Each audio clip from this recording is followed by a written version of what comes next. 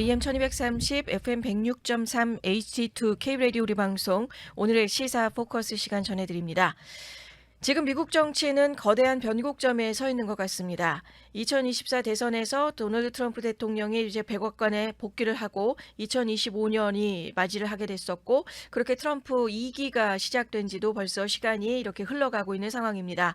그런데 앞으로의 4년 뒤 2028년의 대선의 이야기가 벌써부터 등장을 하게 되고 지금 어떤 인물들이 새로운 리더로 떠오르는지 더 힐에서 집중적으로 조명한 내용을 분석해서 여러분들께 함께 살펴드리게 되는 시간을 마련해 드려 봅니다.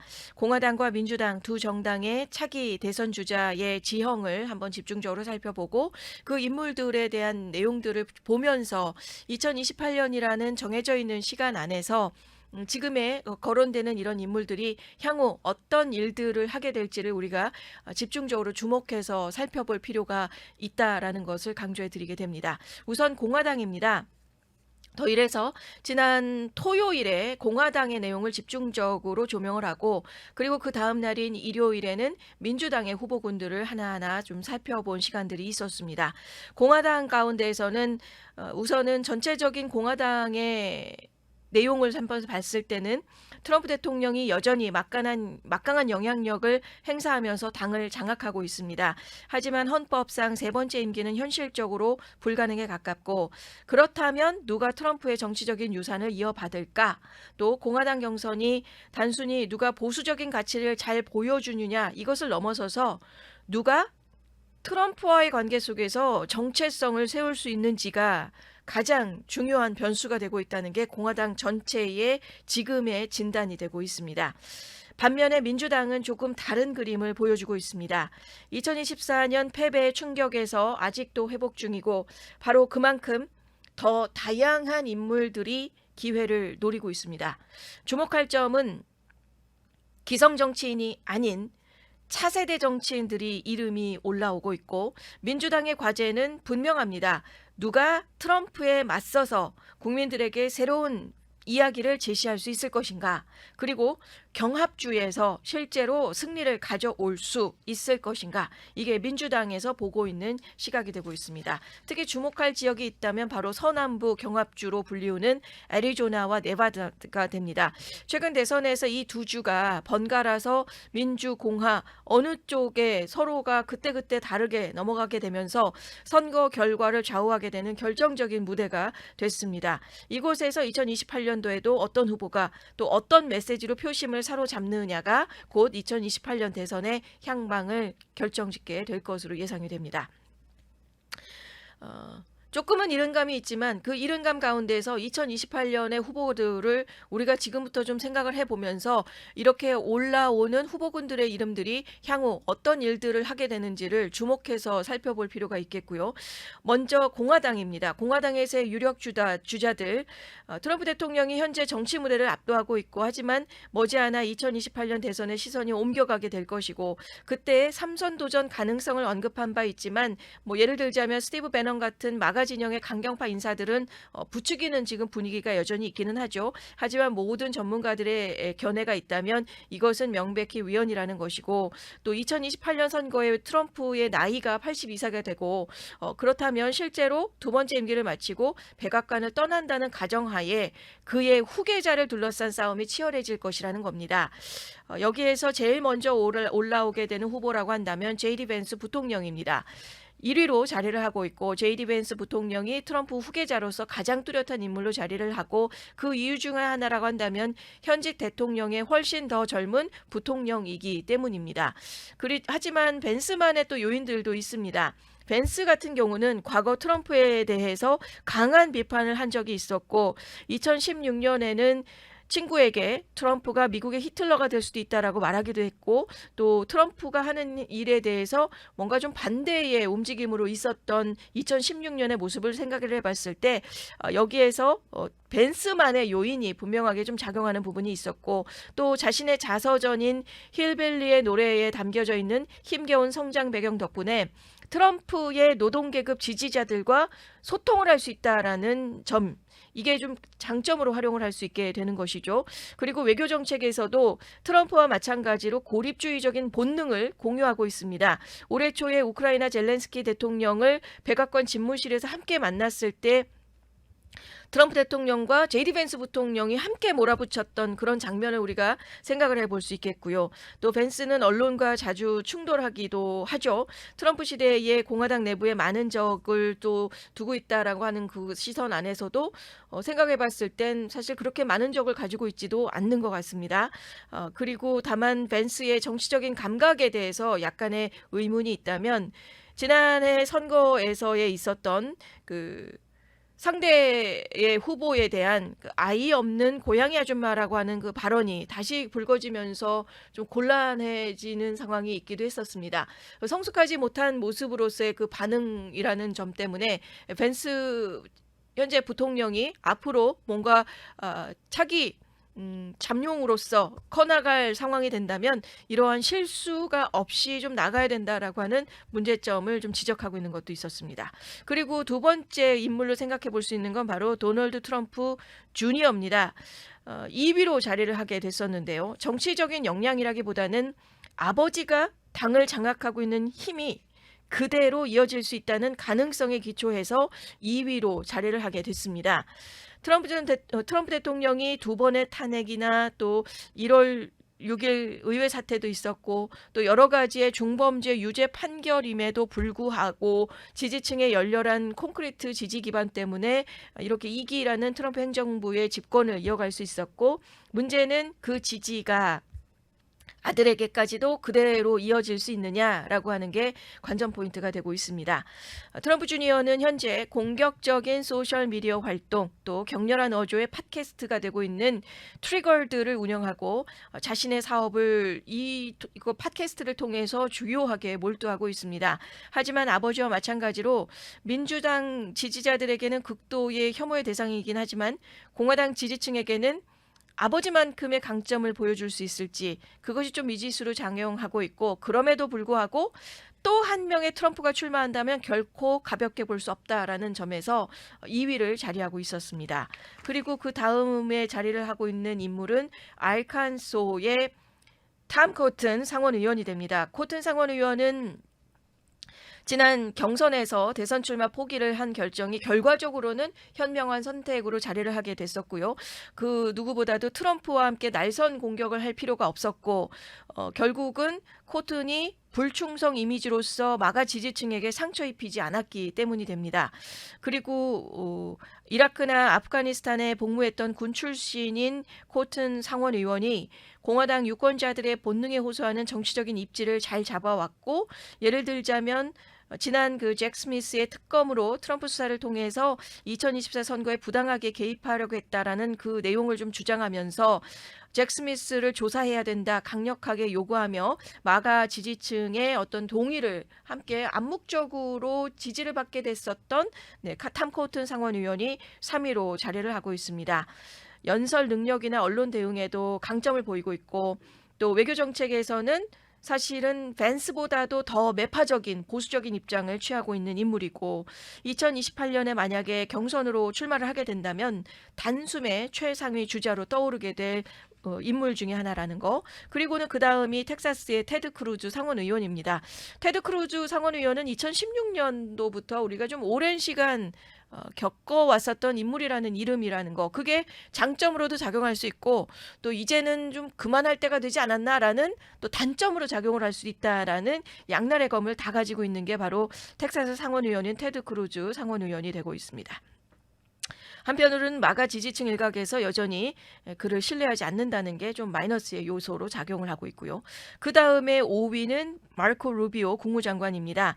루비오 장관도 테드 크루즈 상원의원과 좀 비슷한 문제를 안고 있습니다. 오랜 정무와 어떤 그 경험들이 장점으로 작용을 할 수는 있겠습니다만 그리고 또 한 가지 장점으로 할 수 있는 건 트럼프 행정부에서의 국무장관 역할을 하고 있기 때문에 그 핵심에 있다는 점이 장점으로 될 수는 있겠죠. 여기에서 또 테드 크루즈 상원의원과 좀 다른 부분도 있기는 합니다. 하지만 2016년 경선 당시에 트럼프와 치열하게 맞붙었었고 그 당시에서 트럼프는 또 마르코 루비오를 향해서 꼬마 마르코다 막 이러면서 조롱을 하기도 했었고 지금도 TV에 자주 등장하면서 트럼프의 외교 정책을 강력하게 옹호하고 있는 인물입니다. 자신이 과거에 취했던 매파적인 노선 그리고 마가의 고립주의 사이를 일정 부분 연결할 수 있는 인물로 평가받고 있어서 하지만 마르코 루비오 국무장관의 어떤 마이너스 요인이라고 한다면 언제나 잠재력을 가지고는 있지만 그 잠재력이 실전에 부딪혔을 때 그만큼의 효과를 보여주지 않았다라는 것을 여러 차례 보여줬다라는 거죠. 그 부분이 오랜 기간 정무를 하면서 또 있었던 그 역할들이 기대만큼의 퍼포먼스가 나오지 않았던 게 발목을 잡을 수도 있다는 게 바로 마르코 루비오 국무장관에 대한 평가가 되고 있습니다. 그리고 그 다음 인물은 바로 론 드샌티스 플로리다 주지사가 됩니다.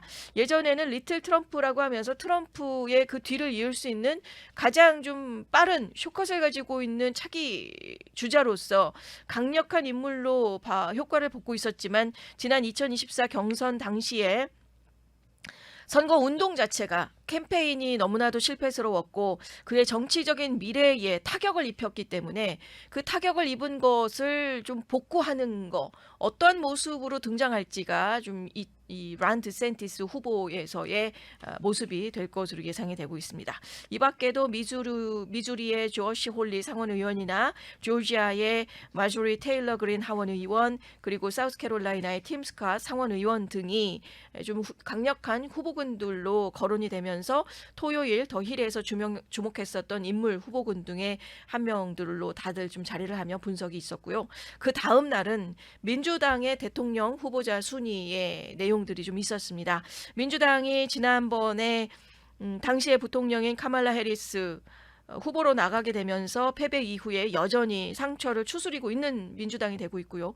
트럼프 대통령의 두 번째 임기의 파급력에 대응하려고 애를 쓰고는 있습니다. 하지만 현재로서는 민주당 안에서 뭔가 구심점의 역할을 할 수 있는 리더가 없는 상황이고 또 지도자가 없는 정당 상태가 되고 있고 또 시간이 지나면서 물론 상황은 달라지겠지만 지금 2025년 9월 2일이라는 현재 시점으로 봤을 때 2028년 대선 경선이 민주당 입장에서의 후보들에게는 아주 열려있는 기회의 시간이 되고 있다는 거죠. 몇몇 주요 민주당 인사들은 이미 다음 대선 주기를 염두에 둔 행보를 시작을 하고 있고요. 여기에서 지난 일요일 더 힐에서 민주당 대선 주자들의 순위를 살펴봤습니다. 그중에서 1위를 자리한 것이 놀랍게도 게빈 뉴섬 캘리포니아 주지사가 됩니다. 캘리포니아 주지사가 최근에 트럼프에 대한 비판 강도를 높이고 있고 그의 입지를 강화하는 모습을 실제로 보여주고 있고 뉴섬이 종종 트럼프 특유의 과장된 언어를 따라하는 SNS 게시물로 조롱을 해오고 있고 최근에는 트럼프의 상징인 붉은색을 활용해서 뉴섬이 모든 것에 대해서 옳았다 아니면 많은 사람들이 말하기를 지금까지 제작된 최고의 상품이다라는 문구가 적힌 굿즈를 출시하면서 핵심의 인물로 떠오르고 있다라는 거 그리고 가볍게 넘길 일이 아니라는 건 거침없는 행보가 효과를 보고 있다라는 것이고요. 그리고 지난 6월 조사에서까지도 민주당 안에서 3위 내지는 4위를 자리하고 있었던 인물이 불과 3개월 사이에 급상승하며 치고 올라왔다라는 게 좀 주목할 부분이 되고 있습니다. 6월에 그 LA에서 ICE 불법 체류 단속의 어떤 강화 모습 안에서 트럼프 대 게빈 뉴섬의 구도로서 가고 있었던 그 시점 이후부터가 어떤 좀 트리거 포인트로 작용을 하게 된 것도 있었고 하지만 회의론도 존재를 합니다. 너무 전형적인 캘리포니아 후보라서 러스트벨트나 서남부의 경합주에서 경쟁력이 떨어질 수 있다는 지적은 여전히 있습니다. 그럼에도 불구하고 현재로서는 게빈 뉴섬 캘리포니아 주지사가 민주당의 선두 주자로 도약을 했다라는 게 주목할 필요가 있는 내용이 되고 있고 그 다음으로 주목할 인물은 아마도 여러분들의 생각에는 혹시나 카말라 해리스 부통령이 아니었을까 싶지만 아닙니다. 2위는 알렉산드리아 오카시오 코르테스 하원 의원이 됩니다. 뉴욕 하원 의원이고요. 민주당 유권자들이 기성의 정치권을 교체하고 세대 교체라는 것을 생각을 해봤을 때 당을 보다 더 좌클릭 쪽으로 이동시키는 당론이 지배를 한다면 그 선택지는 바로 두 번째 후보가 되고 있는 알렉산드리오가 됩니다. 모두가 AOC라고 부르는 인물입니다. 이름이 굉장히 길긴 하네요. 알렉산드리아 오카시오 코르테스. 거기에 이니셜로 AOC라고 부르는 인물이고 뉴욕 출신의 하원 의원인데 많은 공화당 유권자들을 좀 분노케 하고 있습니다. 하지만 정책에 어느 정도 공감하고 있다면 카리스마 있고 정치적으로 용감한 인물이라고 보고 있고 또 공화당에 맞서서 적극적으로 싸울 수 있는 정치인으로 평가를 한다는 점입니다. 그리고 아직 35세고 젊고 그녀 세대에서 가장 두드러진 민주당의 정치인이 되고 있고 막대한 SNS 팔로워도 보유하고 있고 정책적으로도 지금의 민주당에서 주도하고 있었던 중도 좌파의 노선보다는 보다 더 좌클릭 쪽을 가고 있는 인물이 되고 있습니다. 올해도 보면 외치고 있고 주장하고 있는 것들이 메디케어 포 올 아니면 그린 뉴딜, ICE 폐지, 연방 일자리 보장 등을 지지하는 정책을 봤을 때 이러한 노선들이 경합주의 유권자들에게 아니면 이게 너무 좌파적으로 생각을 할 수 있을까? 아니면 오바마 이후에 민주당에서 사라졌던 열정을 되살릴 수 있을까의 의제를 가지고 있는 게 바로 두 번째 후보가 되고 있는 AOC라는 인물이 되고 있습니다. 그리고 그 다음이 바로 카멜라 해리스 전 부통령입니다. 곧 회고록인 107일 홍보 투어를 시작할 예정입니다. 107일이라는 것은 지난해 조 바이든 대통령의 재선 도전을 포기한 뒤에 카멜라 해리스가 치르게 됐었던 107일간의 짧은 대선 캠페인을 가리키고 있고 이번 투어가 해리스가 민주당 지지층 내에서 어느 정도 호응을 얻을 수 있을지 가늠하는 시험대가 될 것으로 예상이 되고 있습니다. 부통령 그리고 또 2020년의 대선 후보 또 캘리포니아 상원의원이라는 이력에도 불구하고 해리스는 여전히 좀 미스터리한 인물이기는 합니다. 큰 기대 속에 출발했지만 실망스러웠고 또 2024년 도전에서도 트럼프와 유일한 TV 토론에서 압승을 거뒀다는 평가를 받기도 했지만 여기에서 또 발목을 잡았던 게 뭐였었냐면 바이든과 달리 본인은 그러면 무엇을 다르게 했을 것이라는 질문이 들어왔을 때 아무것도 떠오르지 않는다라고 답했던 그 순간이 굉장히 곤혹스러웠고 여러 가지의 그 기자들과의 응대하는 과정 가운데에서 그동안에 하고 있는 일에 대해서 본인이 뭘 하고 있는지조차 잘 알지 못하는 느낌을 받게 됐었던 그게 결국은 해리스 후보를 좀 승리하지 못하게 했었던 결국은 그게 발목을 잡게 됐었다라는 거죠. 만약에 해리스가 다시 출마를 한다면 유권자들은 두 가지 시각 중에 하나로 해리스를 바라보게 된다는 겁니다. 첫째는 매우 어려운 조건에서도 최선을 다했고 다음 도전에서도 더 잘할 수 있는 후보다라는 거고 두 번째는 기대에 늘 미치지 못하고 있었고 아쉬움을 남기는 정치인이고 이제는 당이 새로운 얼굴을 찾아야 될 때라는 인식을 줄 수 있다라는 그 두 가지의 길 중에 하나가 됩니다. 그 밖에도 웨스모어 메릴랜드 주지사나 아니면 프리츠커 일리노이 주지사 또 그레첸 위트머 미시간 주지사 피트 부티지지 전 교통부 장관, 또 조시 샤피로 펜실베니아 주지사, 또 크리스 머피 상원의원, 코네티컷의 상원의원입니다. 이 밖에도 앤드 배셔 켄터키 주지사 등의 후보들까지 오르게 되면서 향후 2028년에 우리가 이 인물들을 그 사이에 어떤 일들을 하게 되는지를 집중적으로 살펴봐야 되는 인물들이 되고 있다는 것을 조명하고 있습니다. 2028년 대선을 향한 여정 속에서의 공화당과 민주당의 차기 주자들을 한번 살펴봤습니다. 트럼프 대통령이 백악관에 다시 들어선 이후에 정치판은 사실상 전면 재편 단계에 들어갔습니다. 트럼프라는 거대한 존재가 다시금 워싱턴의 중심에 서게 되면서 공화당이 자연스럽게 그의 영향력 아래에 재정렬되고 있다는 거고 반대로 민주당의 경우는 2024년 패배의 충격에서 아직 벗어나지 못한 채로 새로운 리더십을 찾는 과정에 있는 상황입니다.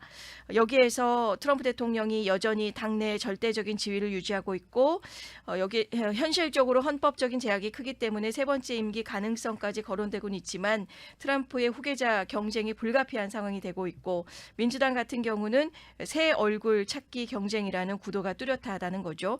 결국은 공화당은 트럼프 중심의 연장선 그리고 민주당은 뉴페이스 찾기 경쟁이라는 구도를 우리가 살펴볼 수 있게 됩니다. 미국에 대해서는 또 단순히 미국만의 정치 이벤트로 끝나는 것이 아니고 세계 경제나 안보, 기후, 기술 경쟁까지의 그 영향력이 미치는 범위가 막대하게 됩니다. 그래서 지금 우리가 지켜보는 이 주자들의 움직임 하나하나가 앞으로의 세계 질서를 가늠하는 잣대가 될 수 있을 것 같습니다. 오늘의 시사 포커스 여기서 마치겠습니다.